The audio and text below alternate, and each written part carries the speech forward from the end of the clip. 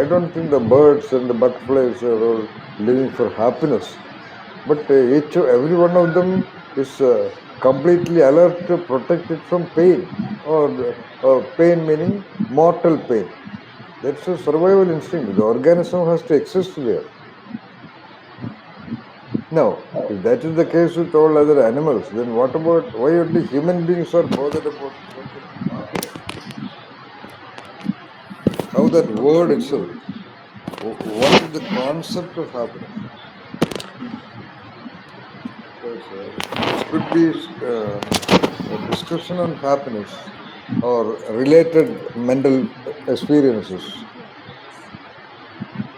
You may have to reflect upon and understand, because in the near future you may be addressing audiences, or you may be giving guidance to one or two, three people. No doubt about that. That I'm very sure. I'm predicting that. Like I have so-called predicted many things.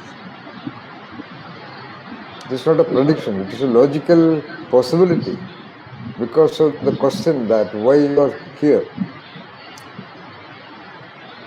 It is your choice to look at this as something that happened to you because you happen to be familiar with me. I asked you, or I told you, or I announced that there is such a meeting possible. Then you joined. Maybe that is one way to look at it. One vantage point to look at it. But you should have another vantage point consciously installed to look at it. That is, there is some purpose. That's a different level of purpose. I'm not talking about the happiness purpose. The purpose of existence. So I'm not interested in giving talk and all those things. I would like to revise all these so-called gurus and people that the purpose of existence is not necessarily to happiness, but to do some doing. You look at the whole world of great mansions and palaces and temples and mosques and other so-called structures which the nations and other people take great credit of. You can see invariably every nation. Right now, there's a lot of YouTube items because they want to regain the tourism industry. Therefore, there's a lot of well-crafted videos about the sites of various places. And invariably, the sites would include huge mansions, unique constructions. But I wonder, even you, whether you reflected for a moment who constructed all of them.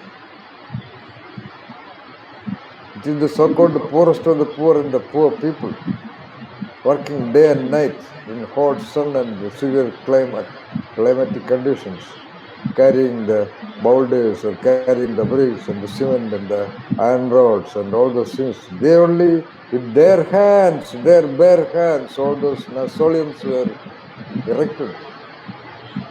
Where are they? What about their happiness purpose? They were just doing, they were just existing like the birds, like the biblical birds, ആകാശത്തിലെ പറവകൾ വിതയ്ക്കുന്നില്ല, കൊയ്യുന്നില്ല. That means the birds in the sky, they don't plow the land and sow the seeds and all that. They are the real existences.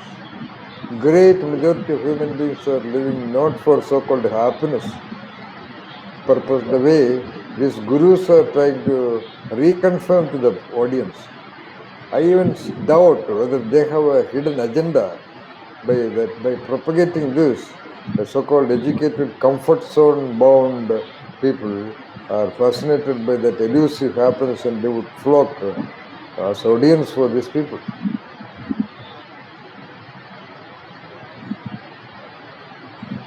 So you have to have an awareness. What is your purpose of existence? Nothing wrong about having happiness as a purpose, but I want to say that it will be an ever elusive purpose. Nobody will achieve it. That is revealed even in their own talks. Because it is dependent upon various conditions in the environment. Okay, you should not undergo physical pain. You should not have psychological pain. You should not have relationship pain. And especially you should not suffer from poverty. That's all. And in fact, great millions of people who are living in abject poverty, they are not really depressed about that or worried. They are concerned about it. I see it every day. When I was at IIM Ahmedabad, most of the time by 2 o'clock, I would be walking alone back to my room. It was outside the campus. So during the summer season, a great lot of so-called gypsies would come and have their tents on what you call, I think the whichever side of the campus, huge wall. And I am on that walls, they have provided about 12 taps for the use of these people. And I am Ahmedabad had one of the largest borewell and water tank and things like that. So it was a policy to provide water for these people. So 2 o'clock night I walk, there will be moonlit night. And I can hear a very hushed voice of singing, collective singing. And I could see in between little spaces of the tents, a small fire burning and smoke coming out. And the silhouettes of men and women and children sitting in round and carrying some vague instrument, singing for hours together. And what was their income? All of them, I mean, most of the men or women all had donkeys. That's their property. So they would be carrying bricks. That's what I have seen almost all the time. That there would be kind of a sack spread on either side of the donkeys, carrying bricks. And I would see pleasant, smiling young girls, and especially with a lot of, they appreciated life. They had a great sense of design and color and beauty. And I realized that they stitch their own dress with a lot of colored threads and designs and all those things. And mostly, very surprisingly, they are all mostly white. And they did not appear very dirty, though they were all living in the sand under the tents. So their hands will have a lot of bangles and what you call ear and very decorated girls. And I could see them walking in a procession of these donkeys and those gold walking. I wondered how much money they get per day. I am sure they must be the cheapest working people. And I observed and I realized that they had only one meal a day. That is, in the evening they again make this roti. They do it with their hands and put it on the flame, and then it will all be stirred, and they all sit together and they take it and eat it, along with raw savola. But what I say is that I could see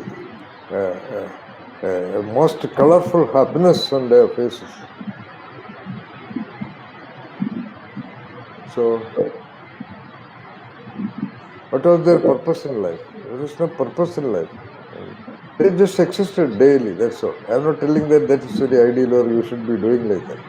But all this should be submitted to your analytical observation to understand what this existence on planet Earth is in the form of human beings. So that at no point of time you would get biased by the campaigns of the traders and the rulers and the clerics. You can reestablish the family forever about your perception that ultimate core of just operating consciousness.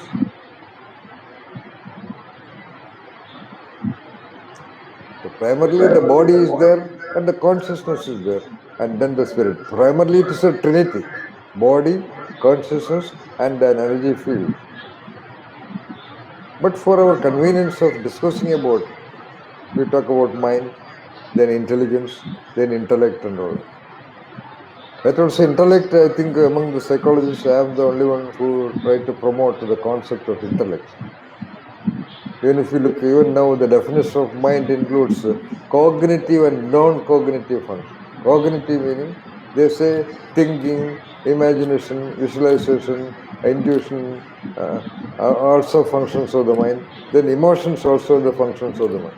So emotions are the non-cognitive functions of the mind, consciousness, etc.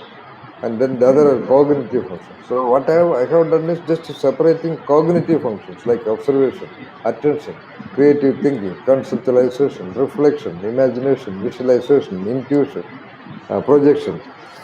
These are all, I am just differentiating it as intellect. It is not that I am the only one. It was done much earlier actually. Perhaps Anuradha might know. There was a great psychologist by name J.P. Guilford. He had done that originally, intellect. He even he did a lot of research on children and adults and college students, and he came out with what he called the structure of intellect. And subsequently, when the so-called modern American psychologists, stupid people who are not able to have that level of consciousness, when they wanted to make psychology a science, they disregarded that concept of intellect and they just call something else. Anyway, what I am telling is, so basically, even master, we are, I almost indicated before, even mind is just a name attribute. Do not look at your inside using the framework of mind. Just to see inside. What is there inside? The referent and the referent reality of your inside is there with you. So, even now, when you look at, that is the most approximate perception you can have. The body is there, which you are aware, because you can feel your hands, you can feel your shoulders if you decide to. You can feel your backside. You can feel your, external abdomen. You can feel your buttocks. You can feel your thighs. As I tell this, I am sure you are already feeling it. So that's the body, and inside which you know there is the bone structure. Of course, you can touch your wrist or wherever the bones are projecting and feel inside there is something that is called bone.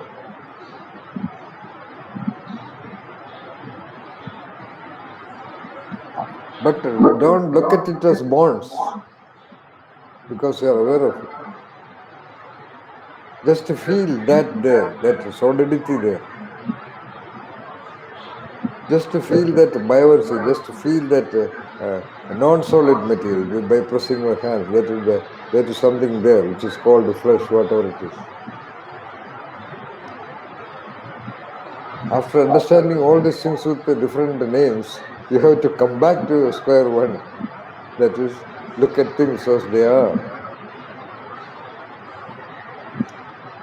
So there is something inside. So the best word you can use is something little bit so-called solid, and something which is so-called non-solid, the flesh. You can touch your muscles and all that. So fingers, you can see almost very close contact, something solid inside and something fleshy outside.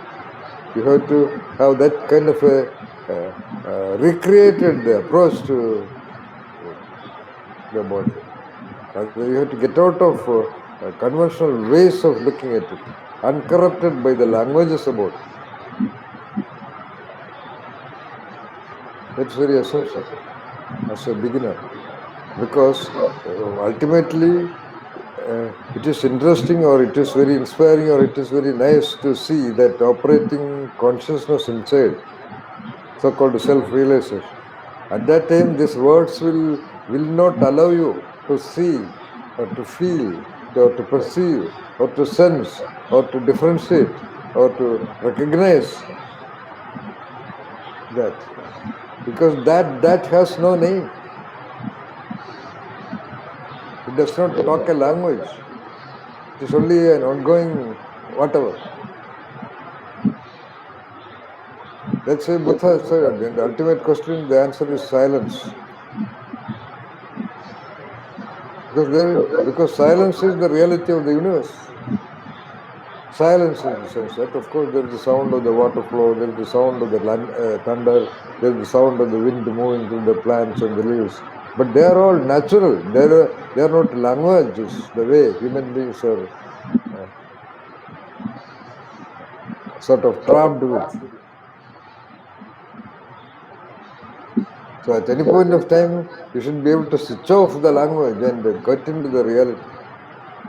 So it may need some solid training which you have to apply every day as you go to sleep or sitting in meditation. So-called sitting alone and silently controlling your perceptions, controlling your internal dialogue to eliminate all languages and straight away feel that reality of the body, rather the referent of the body. Unfortunately, only the external referent of the body you can just see, that's all. But what you see is only the external figure. What you see is actually not the reality of the referent of the so-called body. The so-called referent of that body includes the three-dimensional mass containing that solid thing and the non-solid thing.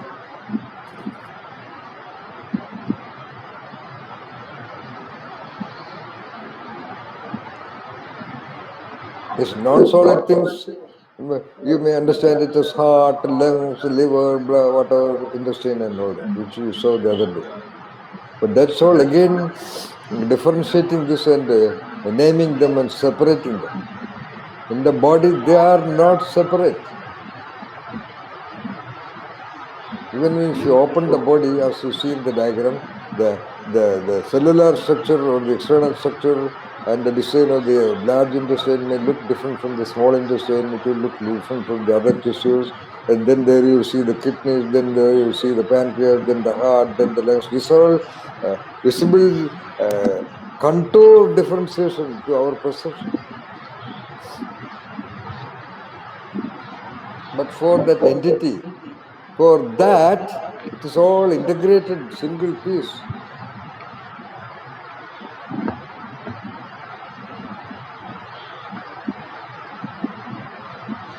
A rough comparison, the house is a single piece. Otherwise, it will fall down. Am I right, Ramesh? Right? Yeah, structure. Yeah. But when you look at it, there is the wall, there is the windows, there is the door, then what you call all those things. We are not we don't want to claim that they are all untrue. That is what our perception is there, because our perceptions are conditioned like that. It does not operate separately. They are all integrally welded into one unit, if it is a real good house.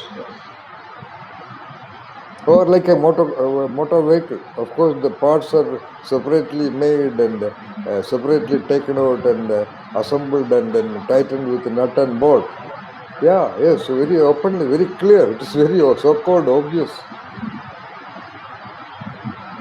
But I think not even a single nut should be loose. All those nuts and bolts are, by way, it is a requirement to fix the assemblage, that's all. But in its life, in its operation, it is a single unit.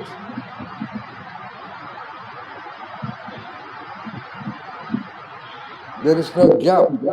Even when the wheel is turning, it is turning because it is made to turn, like the hands are made to move, that's all. So you have to look at that engine as a single, it is a single unit, otherwise it cannot function. But to our sensation, our sensing it with the hands, you feel there of some differences. But that when it is dead and when it is opened, that's all. But when it is live, you just cannot touch any of the engine parts, in fact. Similarly, when the body is alive, it is a single unit.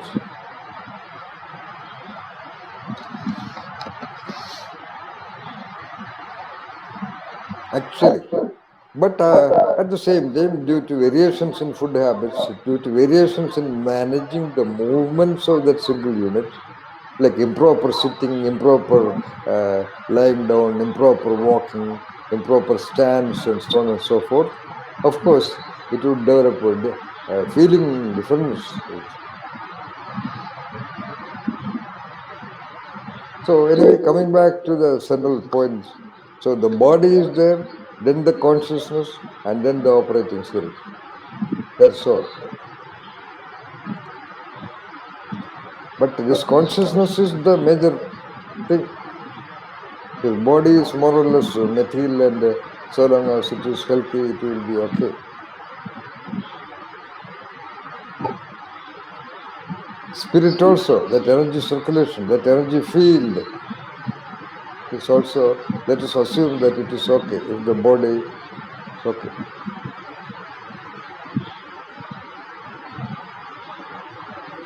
But this consciousness is the trouble, the so-called mind aspects is the trouble.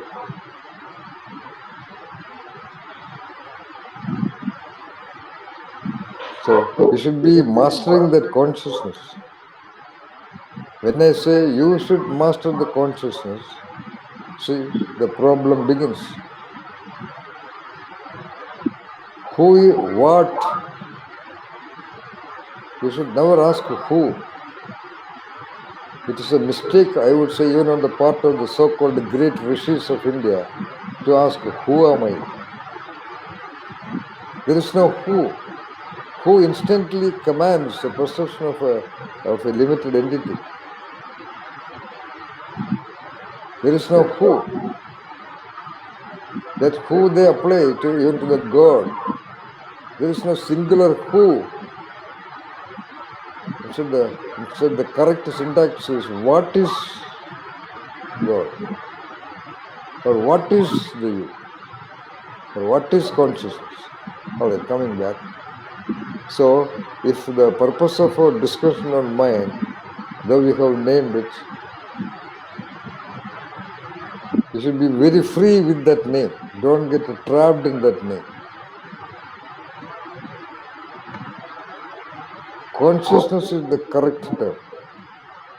Consciousness is conscious about the feelings, the emotions, the likes, the dislikes, the attitudes, whatever. Of course, consciousness contained is constantly driven by us. We discussed the other day with Patanjali. It is definitely all the time aware of whatever feel, whatever content, driven by the ongoing perceptions or ongoing concerns, or which are chosen by the mental impressions in the so-called. We have to use so-called with every word. So-called memory, so-called mental impressions.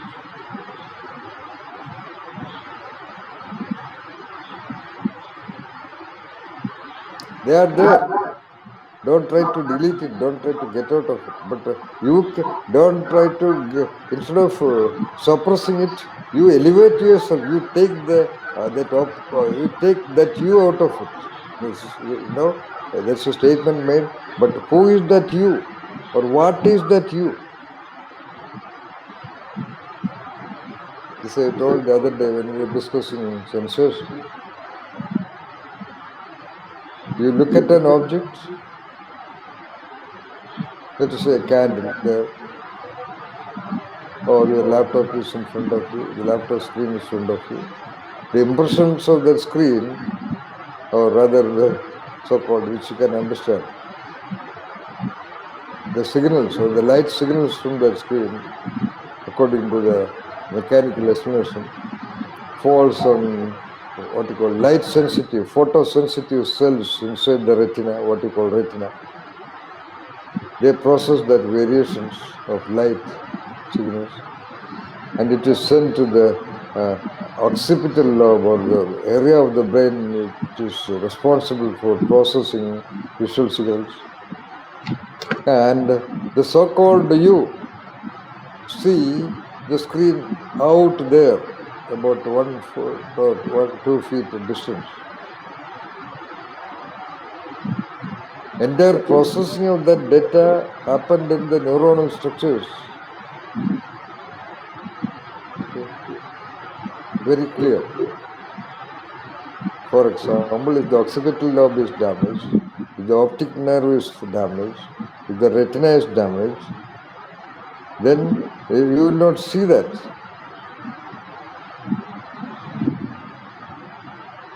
Okay, that means the brain processes are directly involved. Agreed. But when the brain processes are involved, what identifies that it is the same thing as that is there?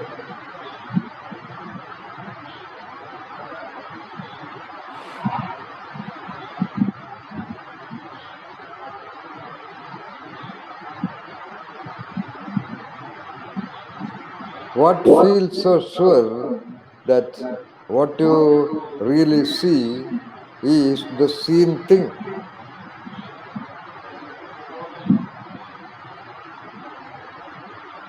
Or what in you, what is there which identifies that seeing of the screen?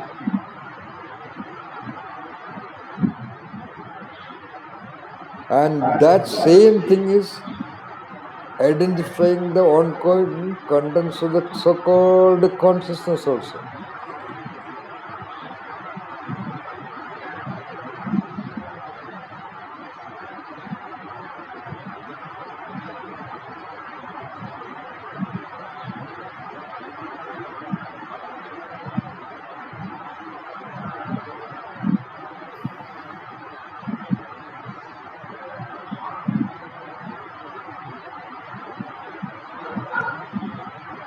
Okay, keep it there for some time. Why we wanted to discuss individual theories of mind is to take you to get a grasp of the nature of the so-called mind or consciousness in you, because that will contain the possible signals for you to approach mind. You cannot use the theories of psychology to understand your mind.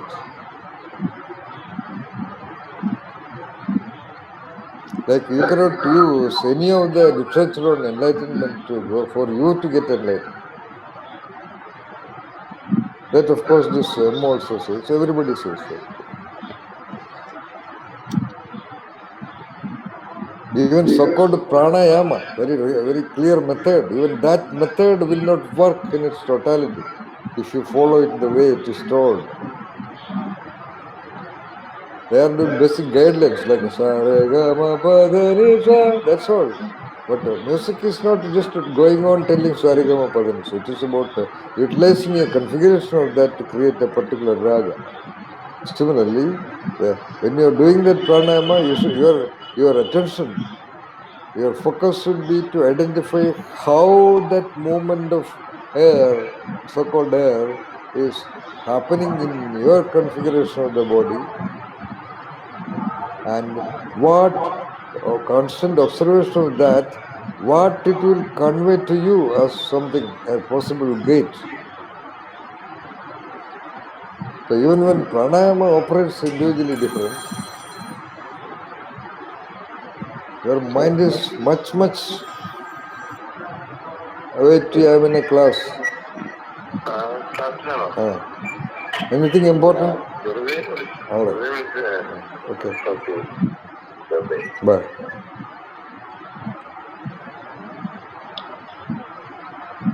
But by constant interaction with the environment, by much reinforced perceptions derived from early childhood onwards about so-called mind, feelings, emotions, reactions, etc., etc., etc., etc., etc. There is a reinforced perception, reinforced framework for you to reflect upon your mind.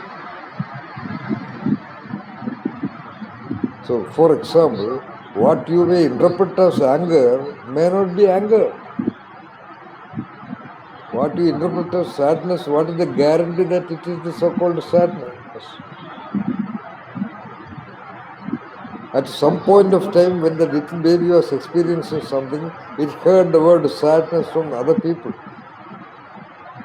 That's why it got reinforced. So that ongoing interpretation of ongoing experiences or ongoing variations of consciousness, there is no guarantee that your interpretations are the only possible interpretations, at least.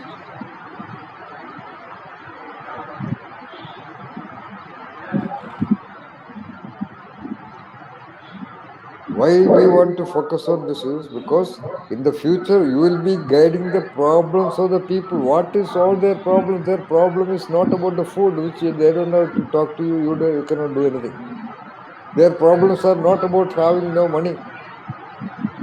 Their problem is not about having a different model of car or having no shelter. Entire humanity's problem, the so-called suffering, which Buddha talks about, the so-called misery, is not about poverty or other things. It's all about this conflict of consciousness contents.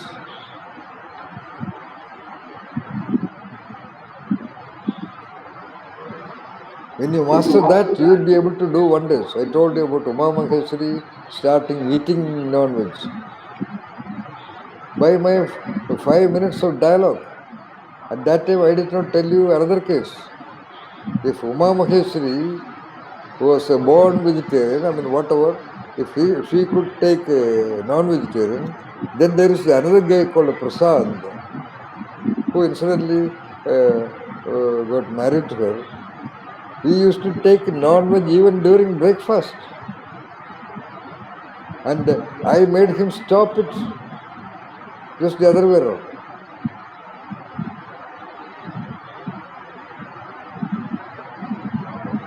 So my purpose was not to lead people or guide people.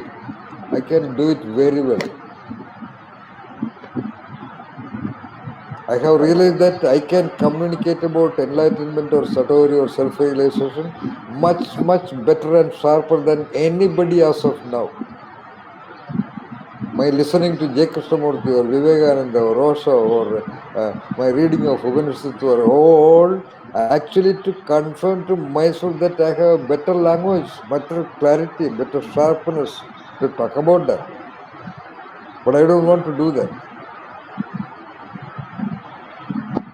But I want every one of you to do it, you to choose to do it.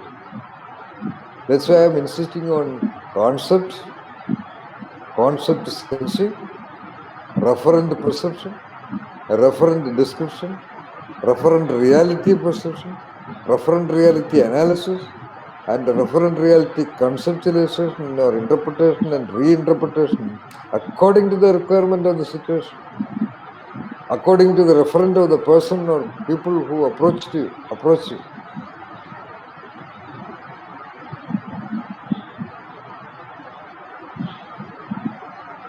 So that you will understand any document in its totality by first time reading.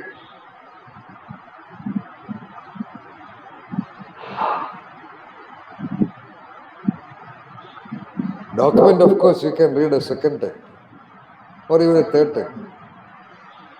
But you may not get that much of facility to ask a person to report a certain incident or a certain problem a second time.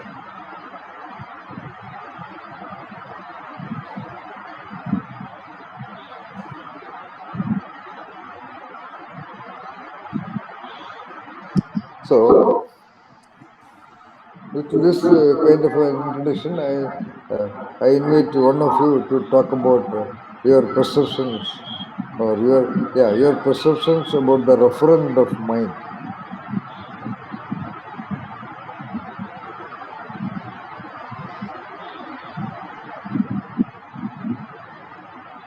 Who is reading?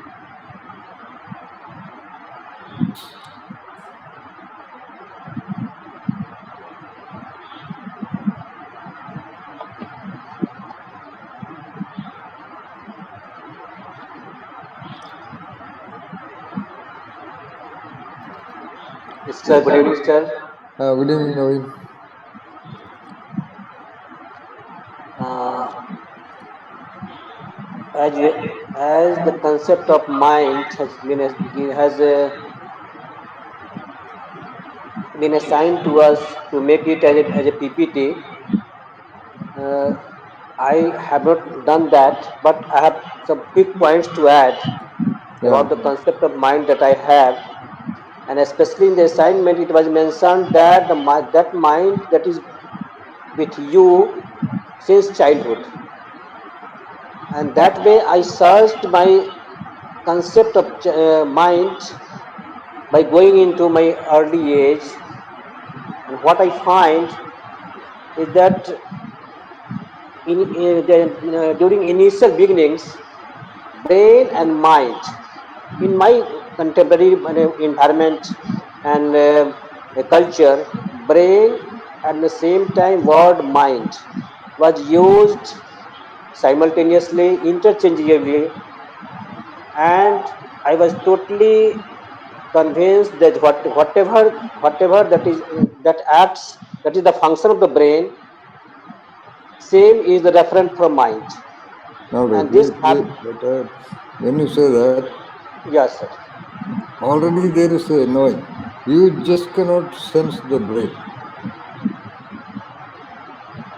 Whereas you can sense with all certainty whatever you name as mind.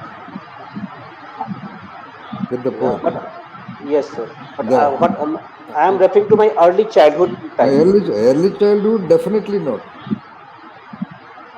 It was just superficially. I mean, somebody told you that, in which Yeah. case in the classroom, if some teachers told you, okay, understood. Yes. Okay. Okay. They apply your brain. Use your Oh, okay, brain. okay, all right, He, okay, okay, he all right, all right, use all it. right, And all right. yeah. Okay, Same language. Same okay, language. okay, okay. Sir. He has better mind than you. He's a man of poor mind. He's a student of poor mind. That way, mind and brain was interchangeably used at least till matric. After that, in that way, during childhood, I was a person of mind of no mind. I was not even aware of the word mind. Hmm. However, the moment I got the assignment, that we got the assignment, I searched further and gone into my colleges. Fortunately, I have been a student of psychology in academic degrees. I took my honors in psychology, BA honors in psychology. I did my master degree in psychology. After that, I did some correspondence course of psychotherapy and counseling of 2 years, called as MS 2 years degree. Not only that, when I was IS aspirants, I had taken psychology as a subject, as an optional subject for UPSC IS aspirants exams. But none of them, during that period, mind was not the focus. And I was surprised why it so happened. Went into I opened some early books and searched that was there any topic on mind. Later on, and recently I find that when the behaviorist, I think they hijacked the psychological, maybe I think William James says that they they virtually hijacked the their psychological thoughts and deleted mind as a subject, as a topic of as a philosophy, more as a topic for philosophy and not for a psychology. They used behavior, science of behavior, a study of the science of behavior as a subject for psychology. And I was totally unaware of the word mind as I am getting aware now, or at least a year back when I get contact with you, sir, when we have mindset and this that analysis. However, still I am not convinced, and I like you, sir. I also searched some of the YouTube TED talks and others, and there also I was a bit confused. Mind, but I think that whatever the brain functions and that is registered should be referred as mind. Again, this is a concept of memory and remembrance. Okay. Certainly, emotional concepts are there also, but clarity is not still not there, sir. And I am going with you, sir. All right. So clarity means what? You give me an example of something about which you have clarity. Okay, so as we are feeling body, to some and to whatever the physical body that I have, more or less, more or less, I am clear about that. That's only the externally visible structure, which in somebody else also can be. Someone else can be more clear about your body than even the you. So Yeah, body, that but is the possibility. That is the possibility. Yes, body is 95% the inside of it only. certainly. Externally Certainly. is only the skin and the design. So your body is not clear. Yeah, but with the kind of but with awareness, one can feel And, his stomach, heart, beat, no, this, that. no, that's all. No, no, do not go that quickly. We Okay, cannot sir. feel even the heart. We can only feel some beating sensation. Beating. Right, right, sir. Agreed. You cannot feel the lungs. You can feel some expansion and contraction there. That's all. But at a different level, you can definitely feel. That's what I call, what I showed you the other day. Interception. By directing your attention to the interiors of the body, you can definitely feel the whole of the heart, of the lungs, of Yes, the yes, intestine, your it skeleton, and happens. all that. Yeah, you can, but that you try whenever you get time. As Yeah, it happens. I am giving you at least 10 to 15 concrete guidelines every session. So, and Okay. every one of them can is worth trying for maybe weeks or months. That we would have done if we were all staying in a Gurukula for about 3 years. Now, if you take notes or if you remember something, you just work on them as much as possible now, and in the coming 5 years or 6 years or 10 years, you try to translate them. You try to see what it is. Like the body, I said. In one sentence, I said you can sense every part of the body. It is good. It is very wonderful.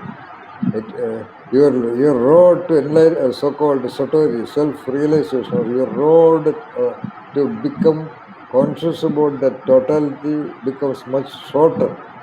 No doubt about that. But it would take a certain time.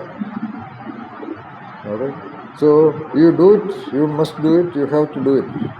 That's why I told. That's why I tell you this. You have to do it because, like as I told you about even the very example of a motor vehicle, you can drive it very efficiently even through crowded traffic or marketplace without knowing anything about the engine or the steering or the clutch or the gearbox or the differential and so on and so forth. But when you drive with complete awareness of every part of the body, then there's a different feeling. That's all I can say. Because I am like that. I can feel even the Yes, yes, tire touching exactly. the road. So then there's a different feeling. That's even about a mechanical vehicle. But when the vehicle and the driver is identically inside the body, you will have a different feeling about it. Complete feeling. Yes, I can only completely. say that it is something you reach there and then you see. All right. So the body also is not that clear. But Right, right. body clarity can be tried, but that kind of a clarity cannot be possible for whatever is named mind, because mind is continuously varying. But at the same time, you can use certain phenomena of the mind just to understand that phenomena. Like you have a feeling of anger. Keep that anger, go sit somewhere, and focus your attention on what exactly you're feeling. Don't try to interpret it, whether it is in the brain and all that. Try to focus your attention on that which you yourself name as anger, feel as anger, experience as so-called anger. Forget about that word. That is very critical. When you do that, actually your doing will be restrained by that wordified ongoing interpretation, ongoing languageification. That alone will take a lot of experience to look at things and phenomena without the mediation of the language. So anyway, when you feel love, whatever is the feeling next, okay, all right. At least remember. Sometimes you may not even remember, but remember to close your eyes. It is better to close your eyes to locate what exactly you convert, or you inside in your internal dialogue itself you convert that it is a feeling of love or anger or irritation, etc. Okay, that's what you report to other people, or that's what you accept. You conceptualize a certain ongoing feeling to your own so-called consciousness and memory, and you claim that your feeling of anger is retained by you, by that conceptualization that you are angry. Otherwise, that will not even happen. There may be a moment of perception, that is, your son is not doing what you want him to do. That is all. Why you get angry? So-called, okay, there is a perception of variation. You gave an instruction and he is not doing. Then there is a perception. Okay, you can talk to him. You can maybe, to make him understand, you can raise your voice, but you actually feel some so-called anger inside you, which only is sustaining what you are doing. All right. So at that point of time, for example, close your eyes and look into you and identify what do you interpret, what are you claiming to your own self, or what do you name as so-called anger. What is happening? When you say that you cannot feel your heart, you cannot know the wild variations of the heart. Of course, the autonomic nervous system is working there, no doubt about that. That's all theoretical understanding. You just cannot know. You just cannot feel it, because only an electronic equipment can see that. I mean, identify the variation in the autonomic function. But the resultant, whatever, that you are very sure. That you feel angry, you feel irritated, you feel depressed, you feel worried, you feel this, that, etc., etc.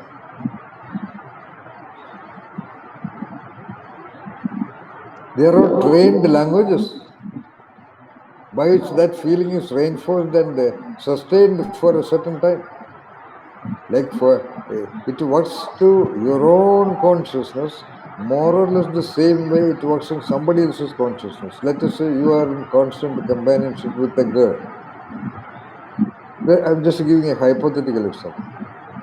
You eat together, you go for films, you drive, and all those things. But the moment when you say, I love you, things are different. Then she says, no, I never thought so. Or then things are different. Because that relationship, that experience, that events, that interaction is packaged now in a different statement. That makes all the difference. And not only in the person who declared I love you, but in the person who received I love you also. There's a configuration change. The same is happening inside one's own entity. I say to myself, not that you talk to yourself. Sometimes you may say also, I'm angry with you. Okay, forget about that. But there is an internal conversion that is happening without because of certain trainings or anyway, without no clarity. Or let me ask you, with what authority you translate certain experience of you as anger? What is your right to do that and sustain it in that wonderful body of you? If you are respecting your consciousness, If you want to elevate your consciousness to a level of the mystic or whatever we name as mystic, on what basis you dare to translate a certain whatever of your body or whatever we name as into anger, into whatever? And you claim and you try to prove. For example, when you say that I am frustrated, I am trying to prove that you are not frustrated. But you go on insisting that no, I am worried. There is perhaps a problem currently faced by, for example, Veena. Veena is trying to prove and give all evidences that you are basically a confident person. But that person is not agreeing. Because that person has already interpreted and experienced and reinforced for several days out of whatever perception of an experience that I am not confident. So against that, for half an hour or 1 hour or 1.5 hours, what Veena is doing some intelligent configuration of dialogues. But then that person is not agreeable. Every one of us is more or less the same. Only thing is that we are not in a problem. But because we are not in a problem, we are convinced that our interpretations are so-called right, so-called clear, so-called whatever. On what scale it is right.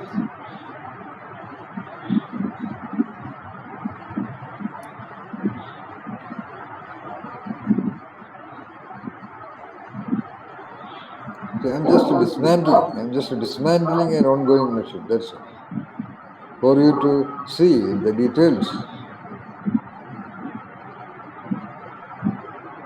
So train yourself. It requires a constant negotiation, a constant tug of war. Because the task is on one side very simple, but the other side it is a so-called gateless gate.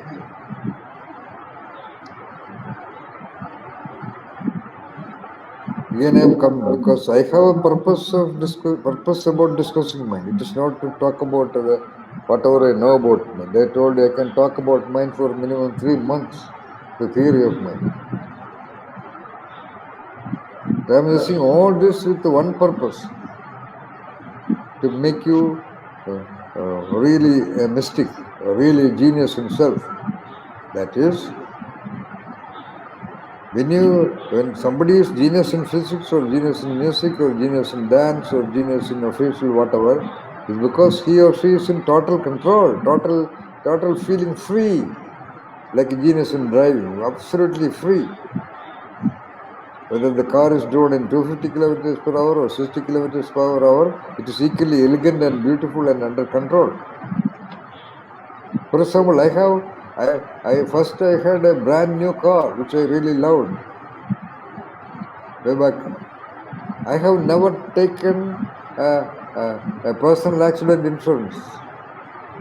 I have never insured my vehicle because I am simply sure that I will not enter into an accident. But it is compulsory that third-party insurance, that is compulsory, legal compulsory. I know road is definitely uncertain. Even if you drive beautifully, some idiot can come and hit you. That's a different story. But even that, I'm simply cool. I'm simply trusting my tuning with the natural process. Never. Every time the insurance people, because I don't know, they get some commission. They are insisting.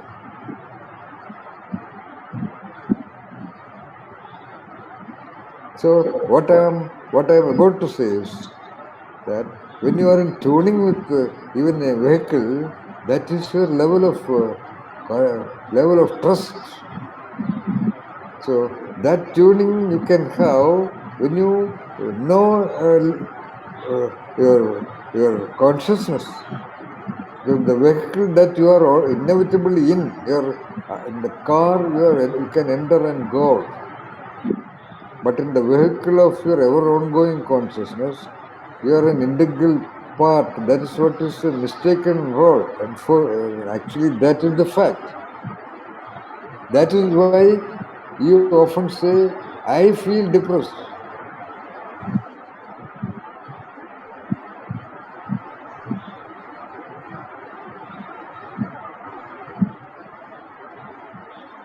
Actually, it's Sir, a statement.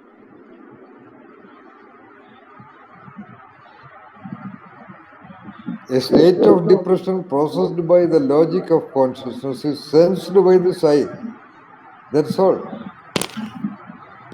Like more or less like I see a painting, but that painting is outside. And as I told the example, if we look at simple example, the visual signals of that painting is falling, processed in the occipital lobe, and you say, I see a painting, or I see the computer screen. Similarly, you say, I am depressed, but the painting of depression is inside you. That's all.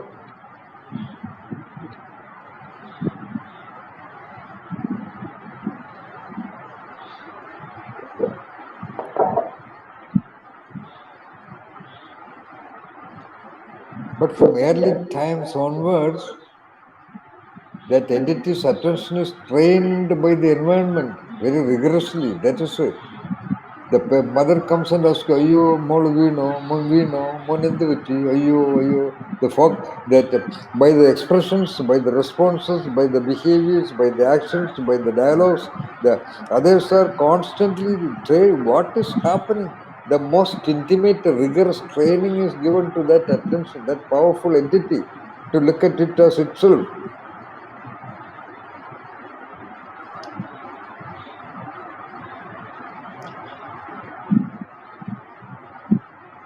You see, most of the so-called enlightened great guys who have not been trained in a home under the parents. Understand that? If they were also trained by the parents, they also would have been like most of the people. This is true even with the so-called creativity. Look at the history of every single so-called creative original individual in the world. They were not trained by their parents. They were not intimidated or restrained or rebuked by or controlled by their parents and by the ridiculous jail of educational classrooms. Similarly, these enlightened people, whether it's Satsai Baba or Vivekananda or Osho or Ramana Maharshi or whoever, they were not rigorously controlled by a powerful environment. So they got that freedom coincidentally to observe whatever is observed and to look at it as a witness or an observer.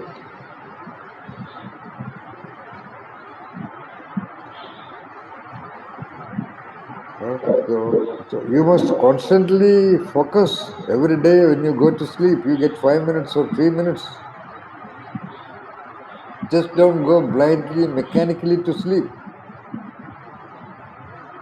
Because most of you are working. Nitya is working, Naveen is working, Ramesh is working, Meenakshi is working, who else? Vinay is working.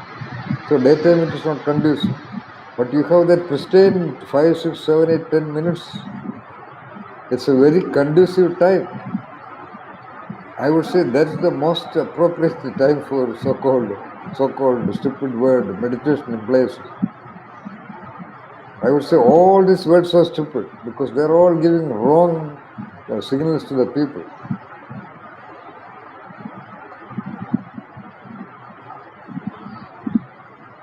First time I am happy that I don't listen to all these people. I refer to them only to talk to you. First time I hear somebody, it is Sri M talking that you can do pranayama in whichever position. You can sit on a chair or anywhere. Everybody else is talking about sit in Padmasana, sit in blah blah blah blah. None of it is required.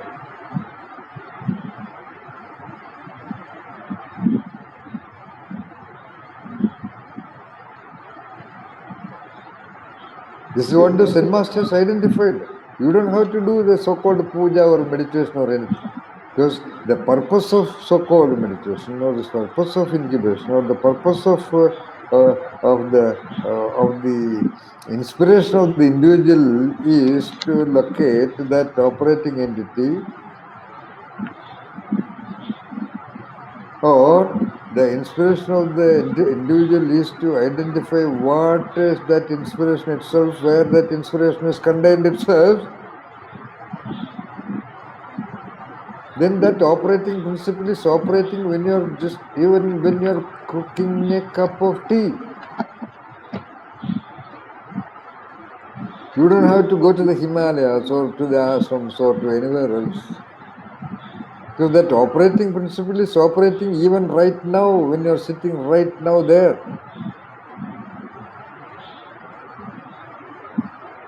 If for a moment right now you are able to take that your own attention as a camera just above your head and look at you sitting there and listening to me and comprehending, can you do that?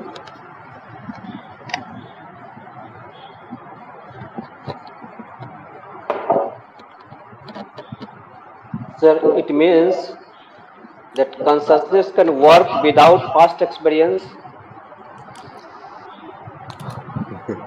What do you think?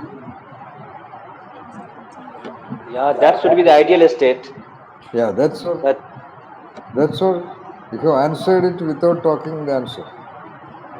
All the time the consciousness is continuously aware of whatever is the emerging contents because you are in a situation.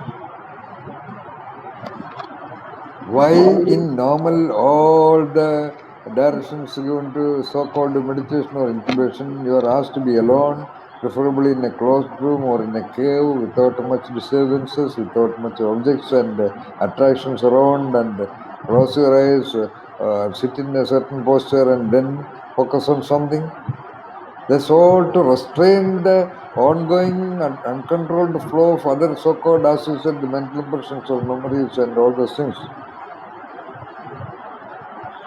When you precisely sit for that, as you become relatively silent inside, then you will be sort of disturbed that all kinds of things are coming to the mind.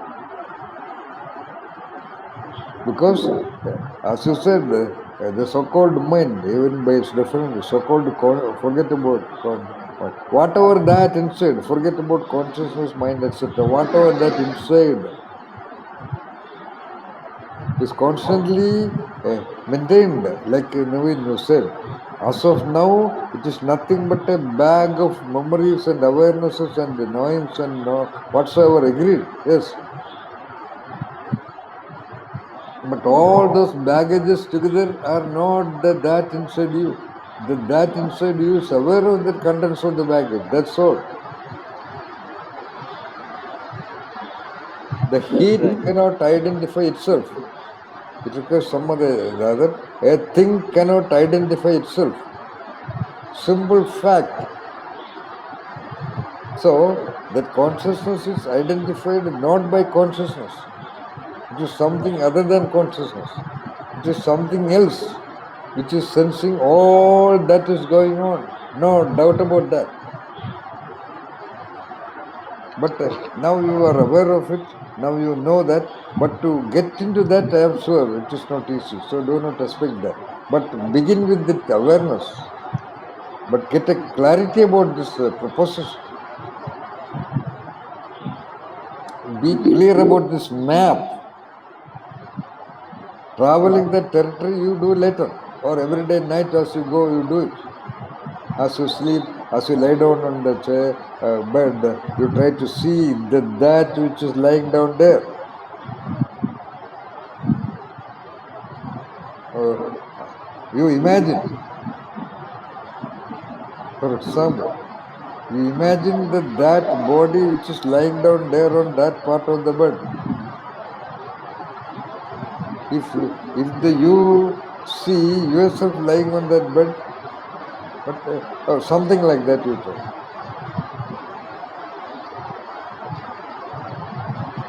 Then that is, for example, one of the things.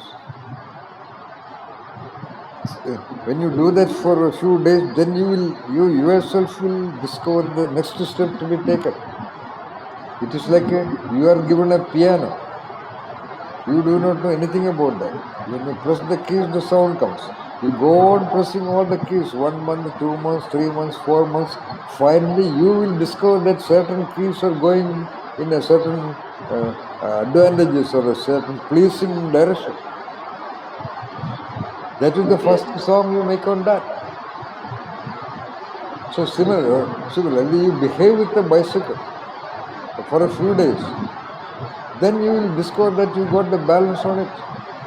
Similarly, you without any anticipation, without any mental trap of speed trap or anticipation or any so-called greed for so-called pressure, be very gentle. That's so important. We be very, very gentle.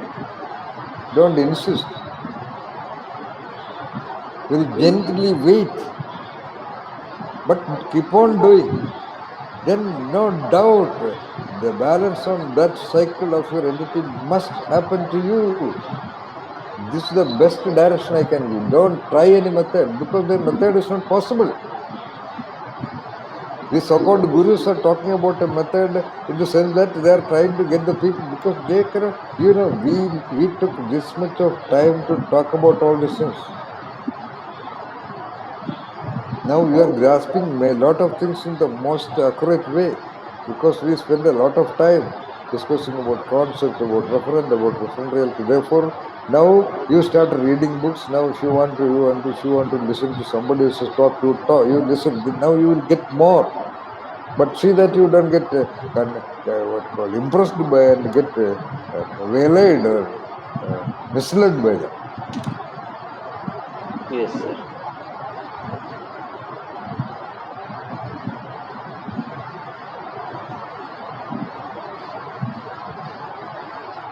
The minimum guidelines. So just behave with them. Focus your attention. This itself, one moment, I'm sure there could come a situation where you will actually see the you lying down there. That is a great moment. That you will know. By the time you achieve that, you are reaching actually very much close to take the next step.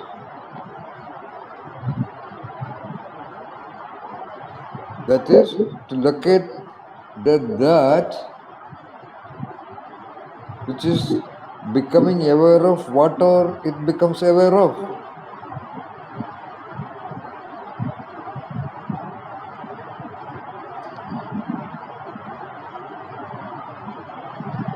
And that is what everyone in this so-called monasteries, in the ancient monasteries or in the Zen monasteries, they were all trying for that only. And that is all. Then the rest is yours. So what to try?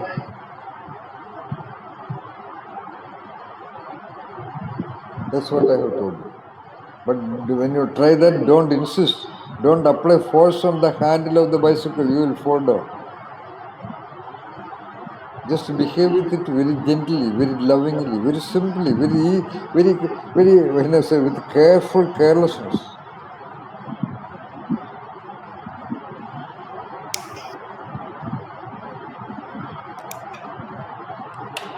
And I am preparing you for this. That's what I have been doing. Because very surprisingly,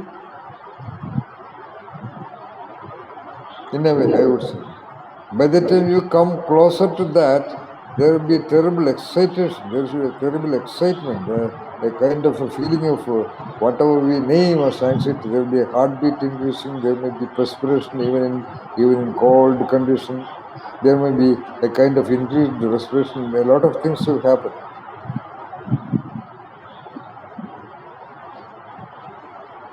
You may even translate it into fear. No doubt. But at that time, you just stop it, get up out of the bed, take water. Water is the number one thing. If you feel an uncontrollable, so-called whatever, I don't want to name it. If you feel going sort of out of whatever, just get up. Remember to get up and take the water bottle and drink water. Or if that cannot stop it, just take the water into your hands and splash it into your eyes and splash it into your ears.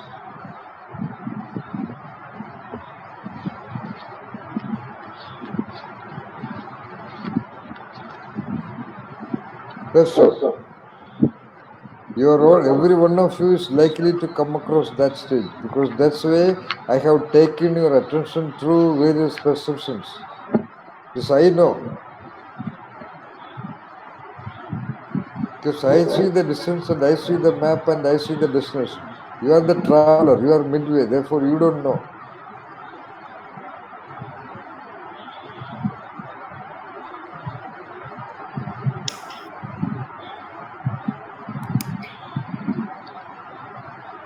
This is going to happen to you, every one of you.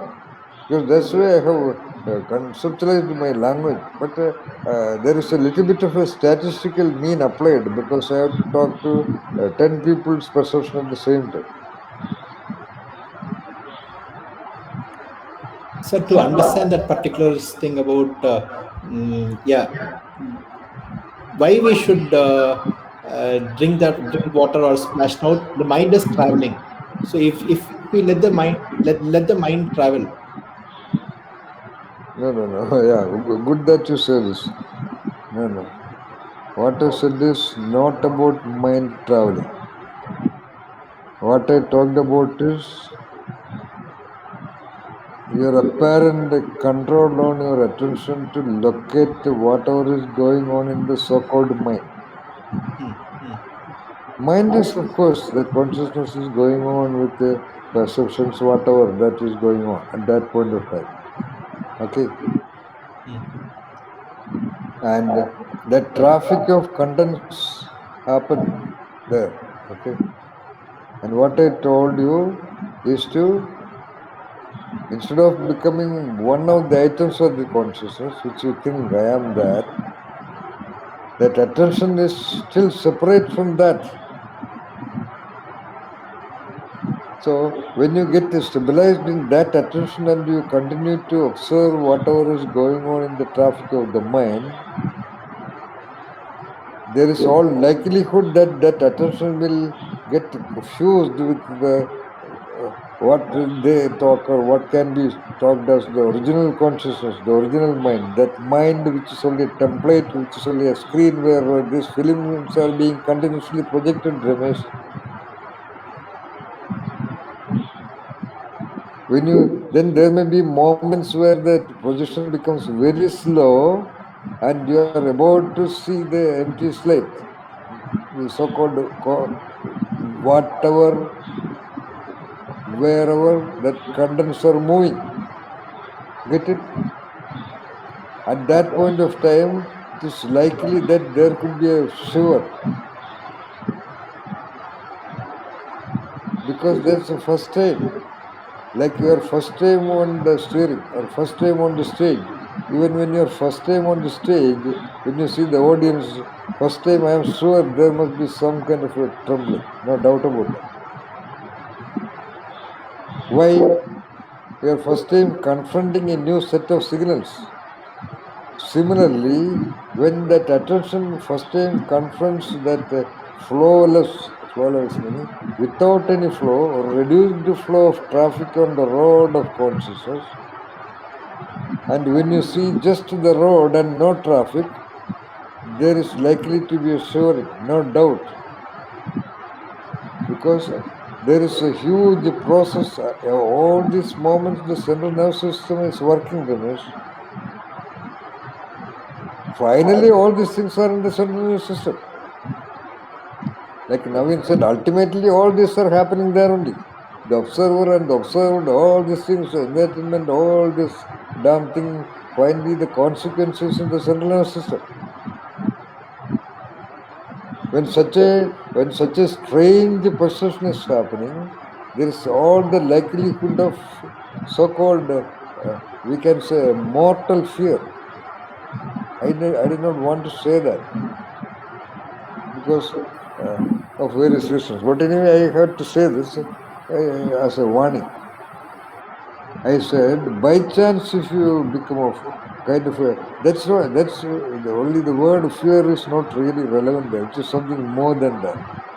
Because there is nothing to be afraid of, but there is a different kind of a tension.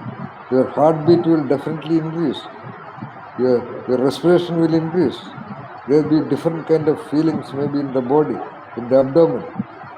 There may be kind of a gradual kind of a paralysis. Anything is possible. But you will be aware that, but very luckily you will be aware that you are near that, like you are near the firewood. You are about to enter the fire. But there will be the heat of the fire. That means that shivering, for example, that anxiety, that trepidation, that feeling when you are first time on the stage. Something distinctly similar to that.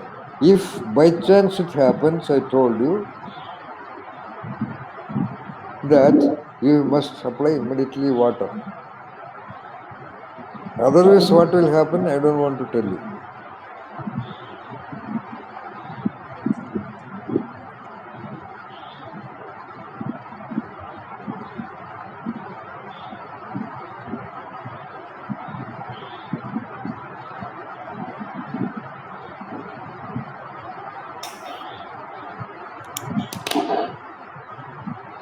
Anyway, in your trials, even if you do not reach this tentative next junction or next point of uh, uh, reaching the Mount of Everest, whatever little minute you do this, that much of alertness, that much of awareness, that much of wonderful consequences have already happened inside you.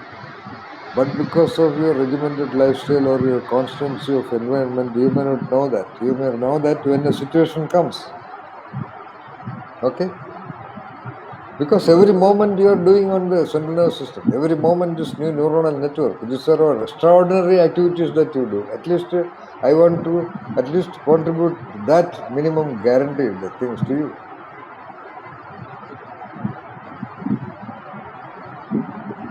There is a proverb in Malayalam, that which is born in the fire will not be fading in the sun.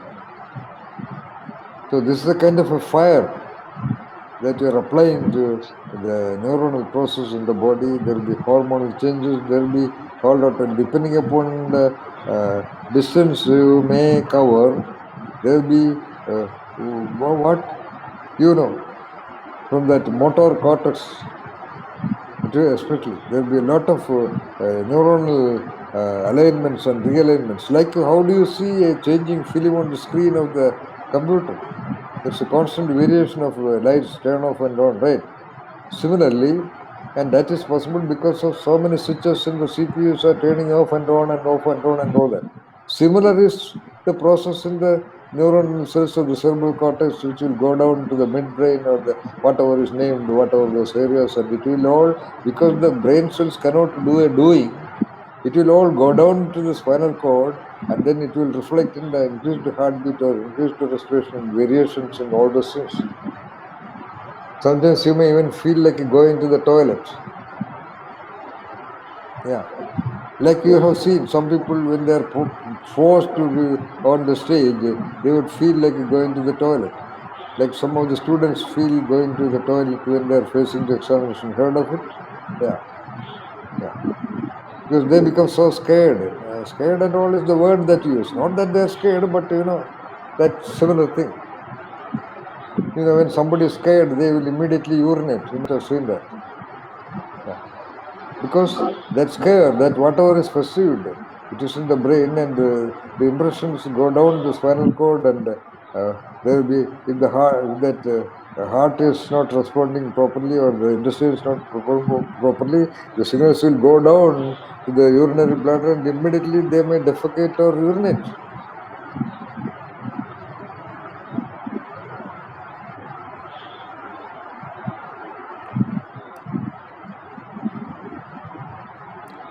And you should be with a minimum or optimum food, ideally little lesser than the optimum food in the stomach when you do that every night.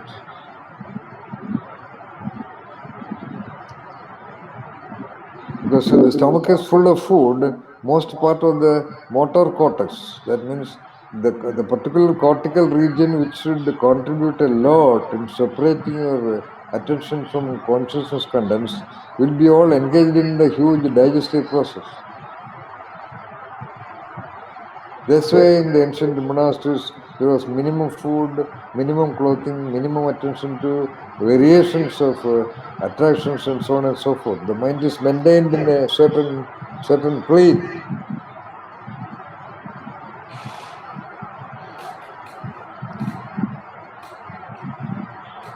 So, what is, for example, upavasa? Upavasa is a method of enlightenment.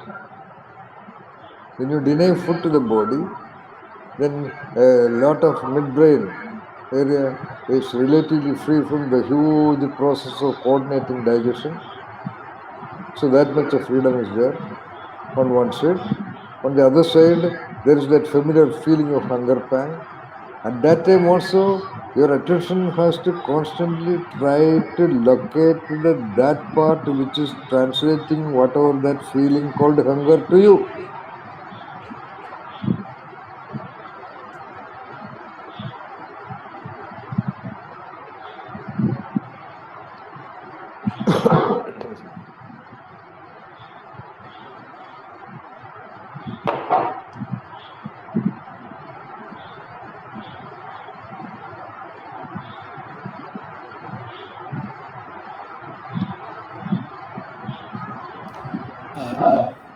Yeah.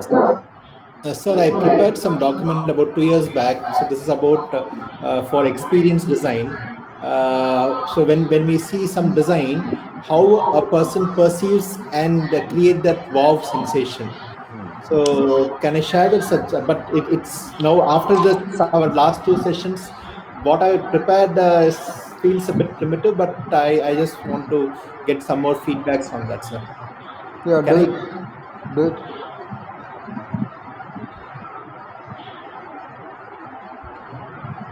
You do it because we should be interpreting it in terms of the so-called mental phenomenon. Or I will do that. Yeah. 1 second, sir.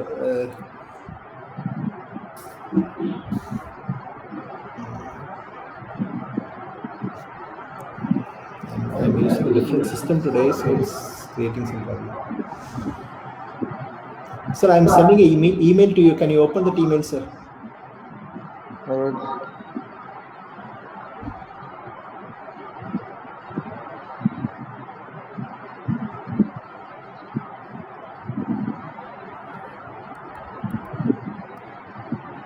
Yeah, open. Yeah. Yeah.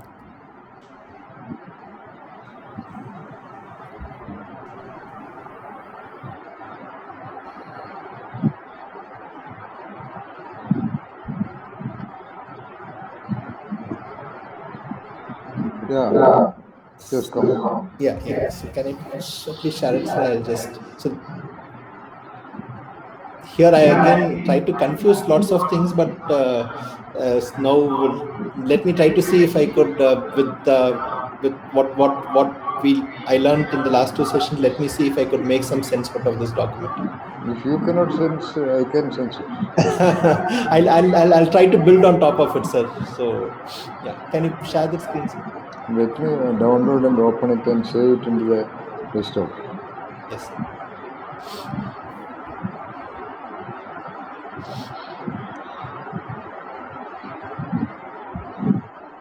And this also, okay, it got saved, but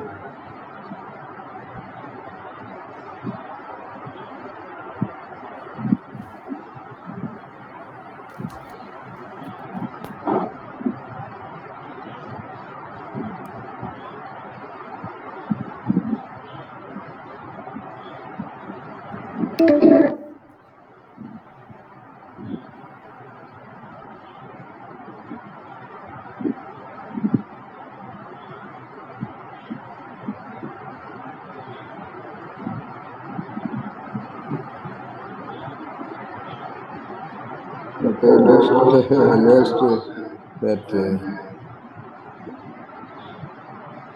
yeah.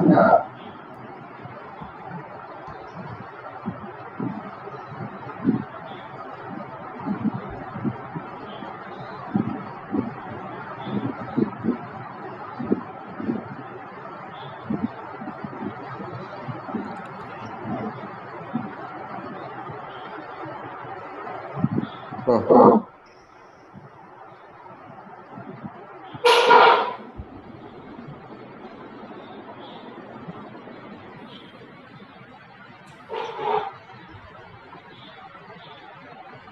Where is the thing gone? I have to go to downloads. Go to downloads. I have kept it there, but it is missing now.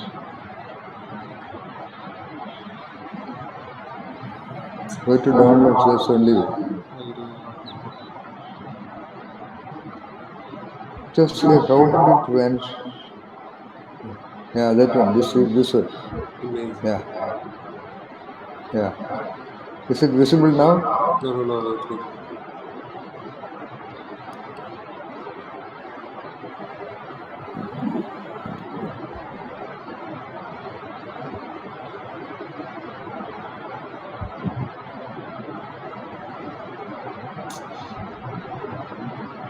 Yes. Yes, it's visible, sir. Yeah. The background about doing this particular. No, you don't have to tell the background. You go. It is straight clear. Yeah. So when we perceive, so we are perceiving through our senses. So that is where the perception starts, the ability to become aware of something through our senses. So that senses, once from an external environment, this as a body, we are perceiving the external environment through the senses, and it is entering into our body. So that when it's entering into our body, Yeah, there is a problem, Ramesh. Most of the words are without any correct referent correlation. okay, That is not entering into the body and all that. But okay, we go on. okay. So once we start perceiving, there are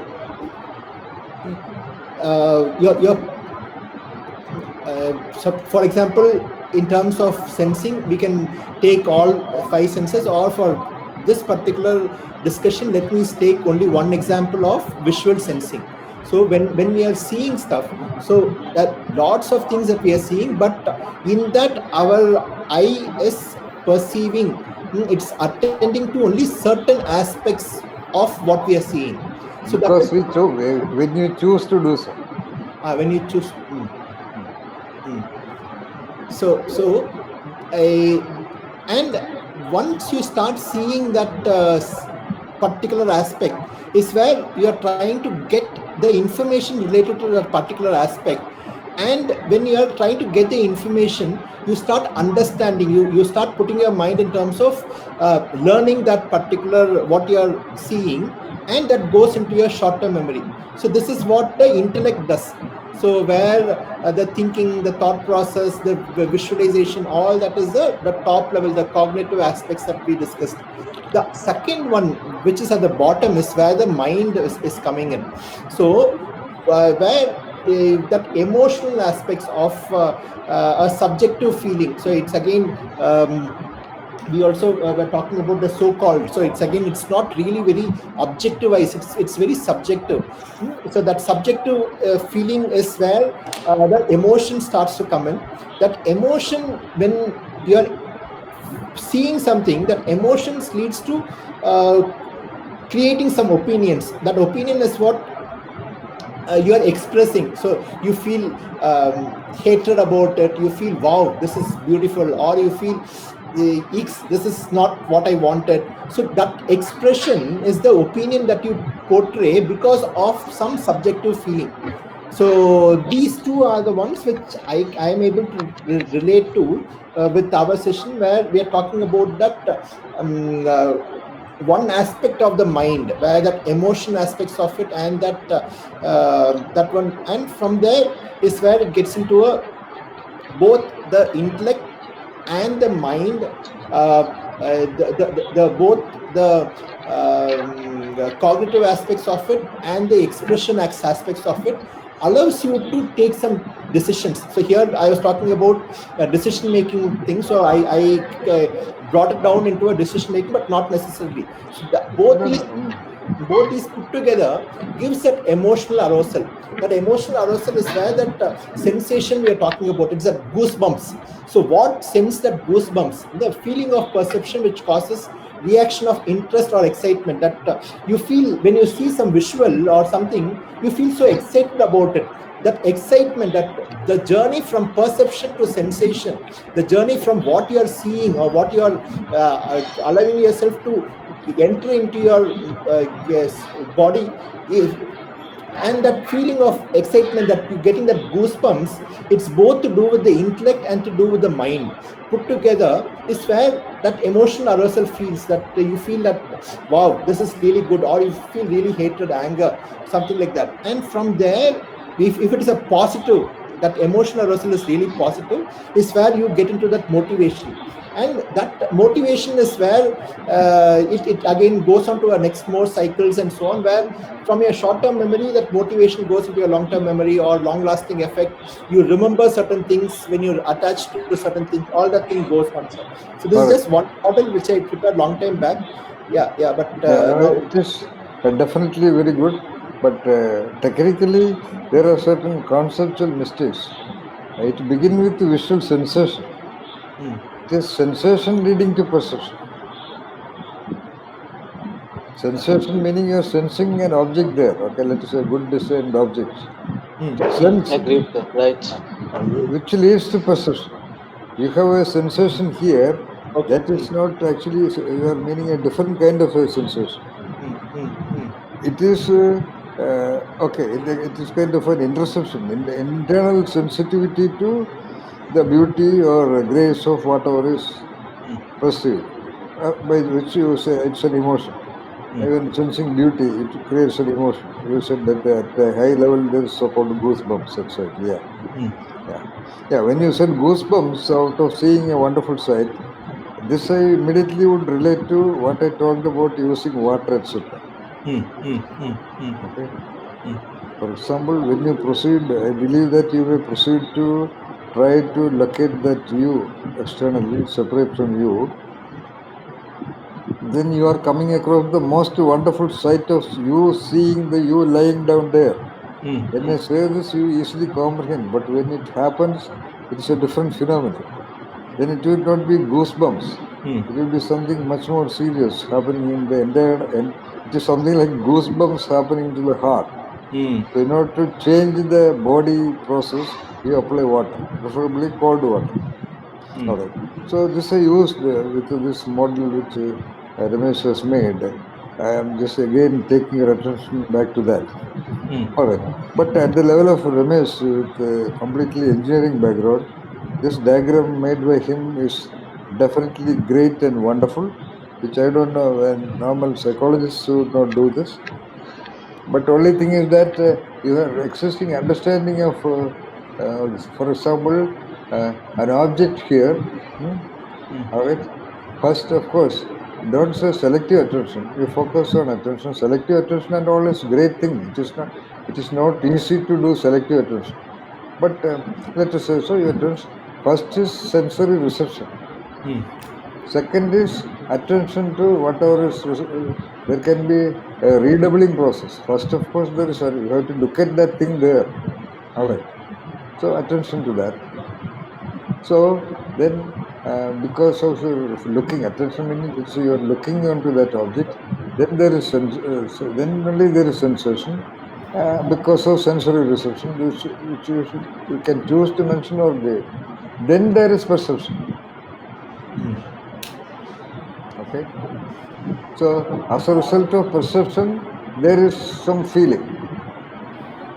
This is the first unit. It may convey or may not convey, but if somebody is choosing, you may be just a casual observer. But if someone is interested in that, it may convey an opinion. Yeah, I like it. You may feel inside. Sometimes he may tell the other person also, yeah, it looks beautiful. So that is the result of an appraisal there also. There is an appraisal happening there. As a result, we are talking about a different appraisal, about buying that thing or choosing that thing. That's a second level of appraisal, because you want to buy it or you want to get it. This you made it in a different context, as This I is told. a different context. This is for So for then there is a decision making whether to buy it or not, or to stay there for some more time, look into the details. Okay, emotional arousal will be in the context of feeling. Okay, because you feel the grace of it. That feel, which is connected with the perception, Okay, the perception should come in one of these boxes. As a result, then there is a decision making. Okay. Emotional arousal is not connected with the decision making. There can be an emotional arousal with the decision making also. It all immensely varying depending upon what this object was, what was the intention of the person who was looking at it, and so on. Then there is motivation to buy it or whatever it is. So now you look at these concepts and its reference, and then restructure it. Yes, sir. Yes, It sir. is really wonderful. But at the same time, it may appeal to an ordinary audience. But among the audience, if there is someone who knows about this little more clearly, because these are all subjects thoroughly researched and explained, and several theories made in the subject of psychology. So, but still, this is a wonderful design. But I wonder when you said that it is not perception leading to sensation, it is sensation leading to perception. Because first of all, you have to sense. Perception is an internal process.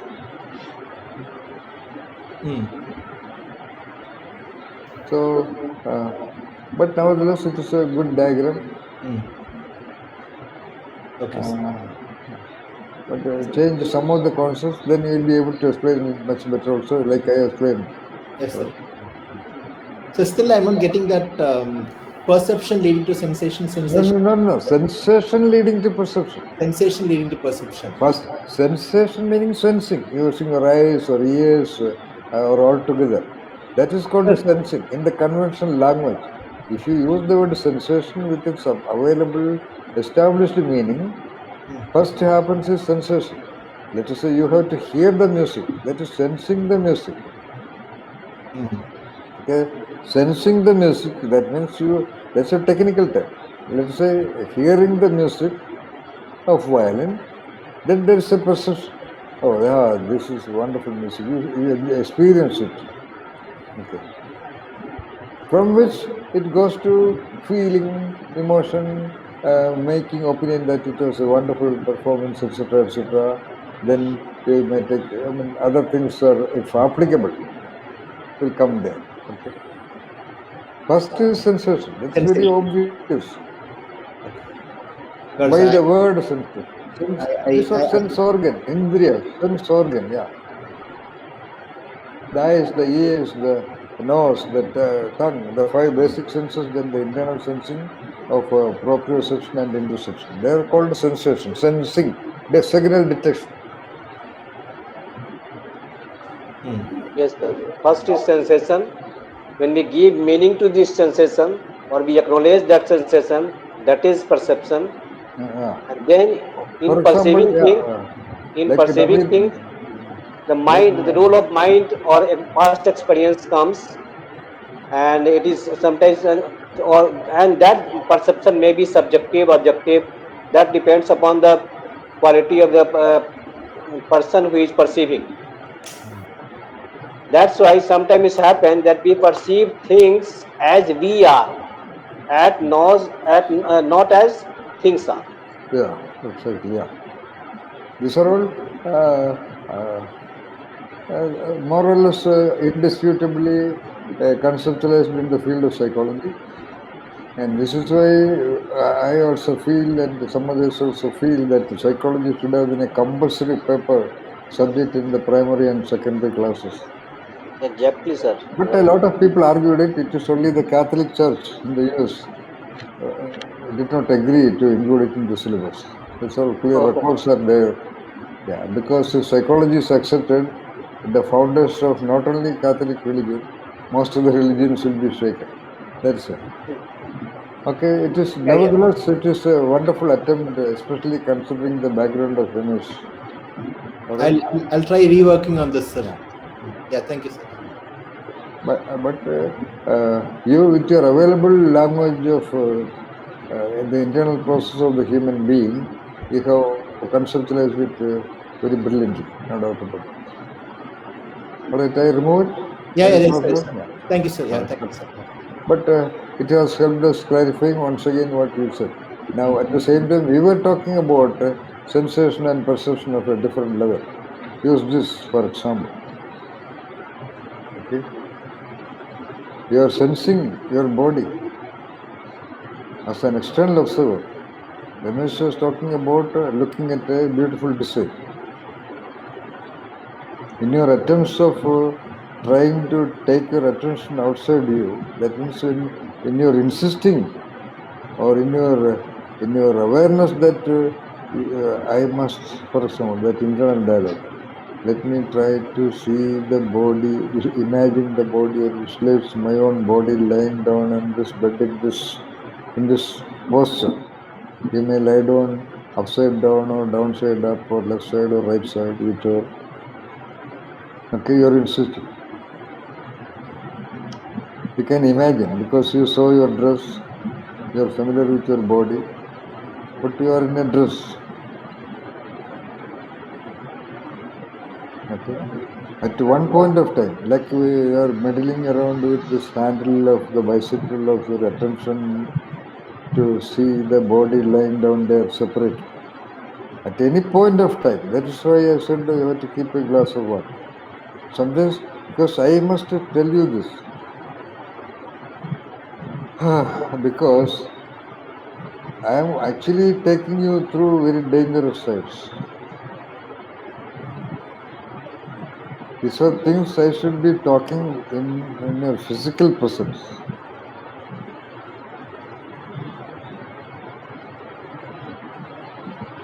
Ideally, just now do it before 12 o'clock in the night. Sorry, you should do it before 12 o'clock in the night only.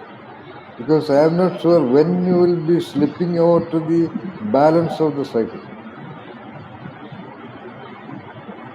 But having told you all these things, I am sure you will be in control. I am very sure.